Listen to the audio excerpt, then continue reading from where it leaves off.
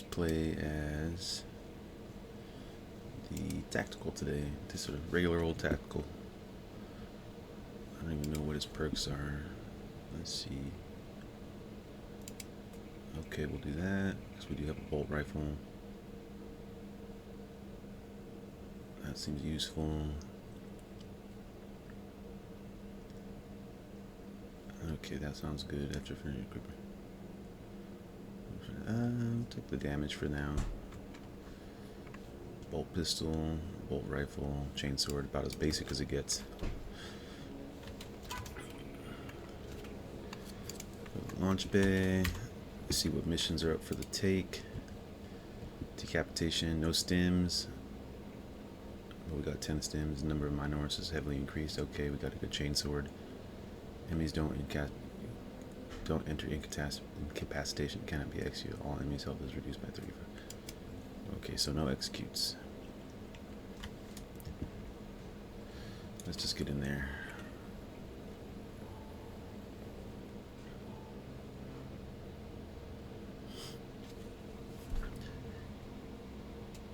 Alright, so I know it's been a while since I've made a video.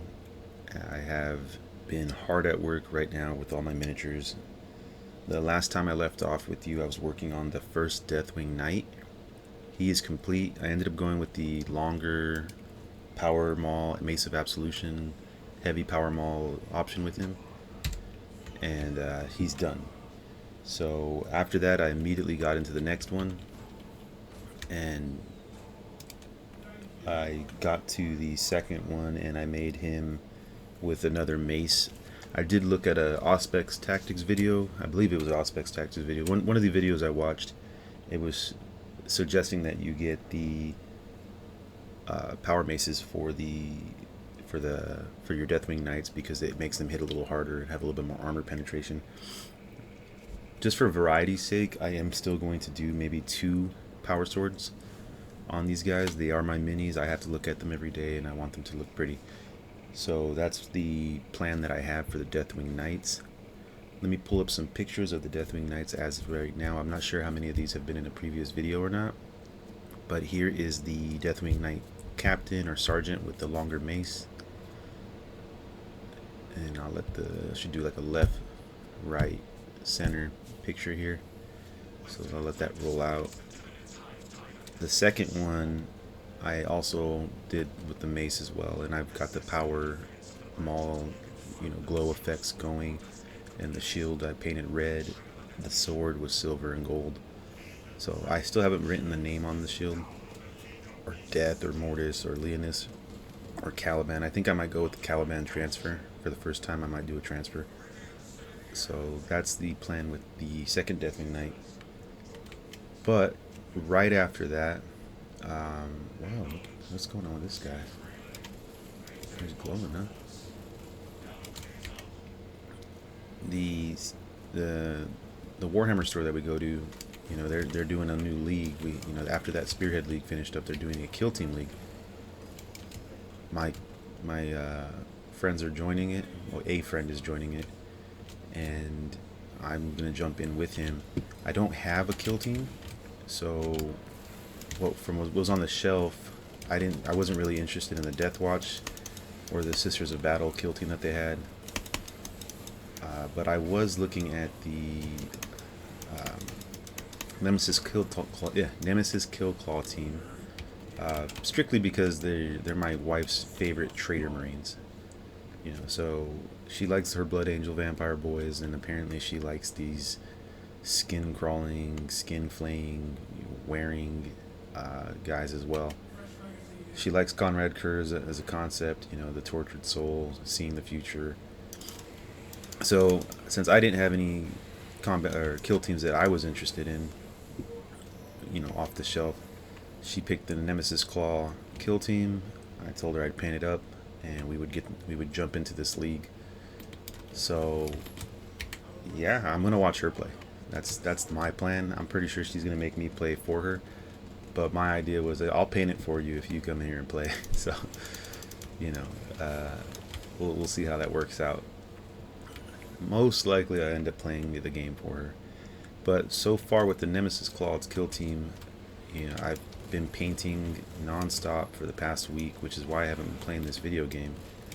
I do take plenty of breaks. I mentioned that in previous videos. You know, I do use my zoomy glasses to see some of the finer details with my crappy eyes, and from there, you know, I'll put on the zoomers to do the edge highlighting and any other fine details. That way, I can kind of make sure the paint goes where it needs to go. So, look at that guy got me. So I'm already down to 2 left. So what I was informed, is that the box does come with 10 miniatures, but you only need to make 6 of them to play. Now there's different options and different specialties for these guys. I guess they're more like characters in an RPG than they are, just like standard box Marines. They all kind of have a little bit of a profile to them and kind of like a role to fill in the kill team. Since I'm only going to paint 6 of them, I sat down with the Warhammer store manager and said, hey, what's your suggestion? I had already painted the warrior, which I'll pull up right here, and the other one that I had already painted is the main guy, the what's his name, the visionary, which I'm assuming is like a must take, something that you have to have in on your team. So the visionary was done, and I was like 95% done with the warrior. So that he's going into the team, even though he wasn't recommended. I'm not gonna put him away because I was already too close to finishing him. So we were just gonna see which of the other 4 should we take, or should I take, and we settled on the Skin Thief as like a melee option, to try and round out my team, and the Fearmonger. He seemed like almost a must take. Then I got the heavy gunner for like fire support, and then doing good damage at range. The regular gunner, and that guy is going to have the regular gunner. It has the plasma incinerator. So he's done, at least tabletop ready when I do these bases. Same thing with the heavy gunner. Here he is. And the warrior is done. He's got the bolt pistol and the chain sword. And I'm guessing, kind of like how Dark Angels are famous for their plasma weapons, the Nightlords are famous for their chain weapons. So I went with chain weapon options on all of my guys, and I'm going to stay that way. Right now I am working on the Skin Thief. I really wanted to use the chain glaive. I thought that as a weapon concept was amazing. I knew they existed. I'd never seen them on the tabletop. I never see them in the games. So the idea of the chain glaive, had to have it. I had to have it. We've seen spears. We've seen the Guardian spears a lot. We see the Telesto spear type stuff from the Blood Angels, but or I think they're called Carmine spears, something like that. But I don't really see a lot of chain spears, chain glaives, anything like that. Pole weapons with the chain sword at the end. Except for these guys. Apparently these guys are pretty happy with them. So, yeah, the Skin Thief was a... What the heck, dude? Leave me alone. I'm trying to talk. That guy did not last long. So, yeah, I got the Skin Thief going on, and he will have the chain glaive option, which leaves me room for one more, and that's going to be the Fearmonger. So after reading up on this, I might have time. So I have 3 days left to paint 2 more minis. It's been taking me about 1 day each because, like I said, I do take breaks. I'll put down a layer of paint, go have dinner or whatever, go watch TV with my wife for a little bit, come back, put a second, do the trim, take another break, come back, throw all the lead belcher down, and then maybe the the Rakarth flesh for anything that was supposed to be skin. So I do it in these little chunks, and they like altogether it's probably like a good 5-hour process. I know I am doing edge highlighting. I am doing different colors for all the different, like the red, the red ribbons and stuff like that. I am painting the faces like with their bone color instead of the all brass look to the face, and I've been painting the bone on and doing the little highlights, with I've been doing Xandri Just and Ishapti bone for that. So they're coming along. It's taking about a day each, so I have 3 days to paint 2 minis. I'm going to finish the Skin Thief tonight. So he's already primered. He's already set up on my little painting bases, and it's just a matter of putting paint down on the model. So that's going to happen tonight. So if I do have time, just because of how many people I've read online, recommending that you take the Ventriloquar, because he's your psychic option. He's basically the wizard of your party. I might paint him out. I was kind of avoiding him because I don't really want to paint the dead man flesh color. I don't have that paint. I have Rakarth flesh, and I did buy a new like crimson wash to try and get like a blood effect, blood looking color to across skin. We'll have to see how it comes out on the skin cloak and stuff like that of the visionary. So if I have time, I will paint out the Ventriloquar, and so that'll give me the option to take a psychic, and I would have to drop the warrior because I guess he would be the most basic unit and the most easily sacrificed off the team. So that's where we're at right now with my minis. That's why I haven't been playing the game. I've just been painting non-stop all day for the past like 5 days. I know I gotta get faster, I want to get faster. I wanna. Oh, what the heck? I know this was the relic version. I didn't know it had a fucking Melta on it. Huh. I've been playing this game all wrong with these crowds of enemies. So another cool little thing that happened recently is I did play my first game on the tabletop with my combat patrol. So my cousin, he has a combat patrol of Black Templars. I have the Dark Angels, and we just rolled dice. It turns out we did it all wrong. The toughness versus strength of a weapon roll, the wound rolls, we were doing that all wrong. Basically we were just doing like, oh, if you have armor piercing 1, then your toughness goes down by 1, and so I hit on 4s or whatever. I don't fucking know. We were interpreting the rules as best as we could, and so we played. It was funny. He didn't know that you can put his scouts into the rhino, and he moved the rhino to the middle of the field. We didn't know how to calculate wounds and damage and toughness. It was like he had like a toughness of 11, but the thing is he was playing kind of like, I guess, conservative, so he had a lot of his troops, like his Space Marines and his scouts in the back line, just hanging out, and he wanted his tank to be like the big boss in the middle of the field.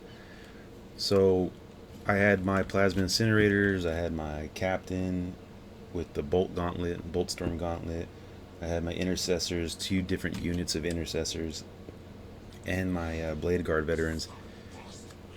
We all popped out of cover, and everyone for 2 turns straight we shot down the rhino. So like basically turn 1 he moved into the center, he moved his guys behind cover, then it was my turn. I moved all my guys out to get in cover, or not cover, line of sight on his rhino.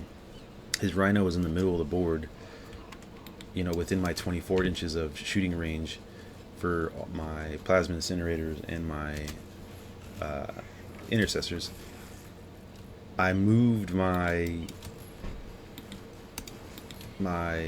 Blade Guard veterans up, you know, to get to my first objective, you know, similar, you know, close objective point, and to get points on the next command phase. I don't know how that worked out. You know, we were just, like I said, we were free balling it there. We didn't know what we were doing. So on my first shooting phase, you know, I was able to use 2 units of intercessors, and I did the plasma incinerators with the overcharge, and we put like 6 wounds on the rhino. Now, hindsight's 2020. If we weren't calculating those wound rolls right, apparently I was only supposed to be hitting on 5s and 6s, and I guess because we thought, oh well, armor piercing, I could hit on 4s, something like that.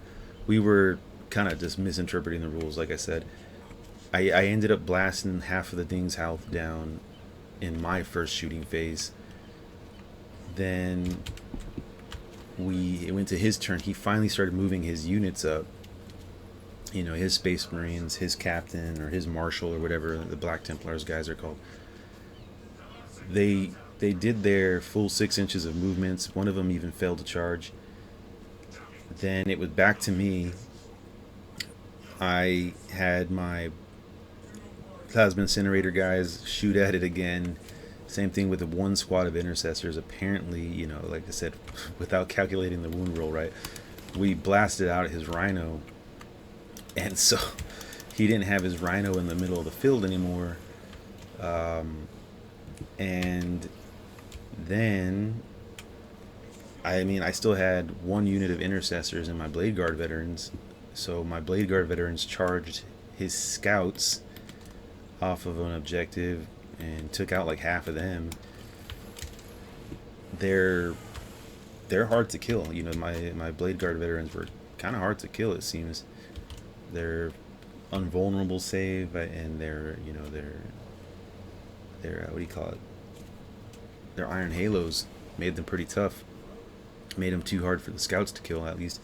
And the fact that they do like 5-6 attacks with their power swords, whoa, you know, whoa. And then my captain, who was leading a unit of intercessors, they blasted a guy down too. So by the time it was like turn 3, I had already killed like his rhino and a good like half of his troops, all through firing, you know. And that was kind of my intention, was, okay, I'll put the captain forward and I'll just use my hellblasters and my intercessors as just like a wall of fire. That was the plan, and it kind of how it worked out. But that's just because he wasn't charging correctly, and he didn't know that you could put your scouts in the rhino, move them up, and have them, you know, be in my face right away.